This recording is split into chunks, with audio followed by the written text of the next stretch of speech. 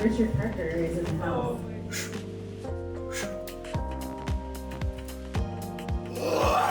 I started working on Life of Pi in 2022 at the American Repertory Theater, which was where we started the show before we transferred it to Broadway. How does one become a puppeteer? Right? So I grew up outside of Baltimore, and there was a community theater called Open Space Arts. It was a nonprofit that offered acting classes, playwriting classes, art classes, and they did a ton of puppetry. I lucked out. I lucked out that there was this incredible local nonprofit arts organization in my hometown that inspired my whole life. How nervous were you the first time you played for an audience? Ooh, I would say that one of the most nerve-wracking things is the fact that we work as a team. So we have to constantly care for each other. You're trying to manipulate yourself with the puppet as well. It's an exhilarating thing to work through as a performer.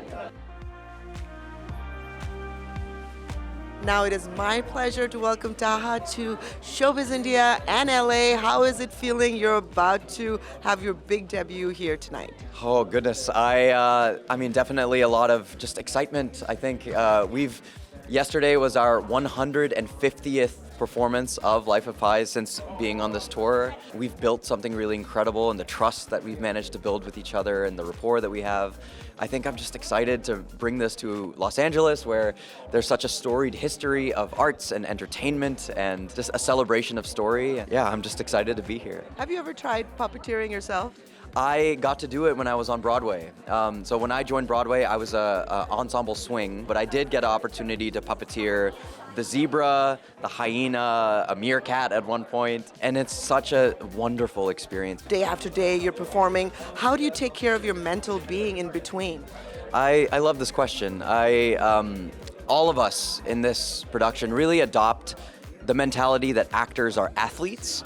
We really have to pay attention to how we take care of ourselves. I myself am also a health and wellness coach. There is a really cool concept that my coach taught me called the Foundational 5. Eat well, move daily, reduce stress, stay hydrated, and prioritize sleep. As an incredible actor, every time you step on stage, you leave a little bit of yourself into Pi. I love this role because I think this is the first time in a role that I've been able to bring every bit of myself, my mind, my body, and my spirit, to your question of what do you leave behind. I think of it differently. I think about what do you take away.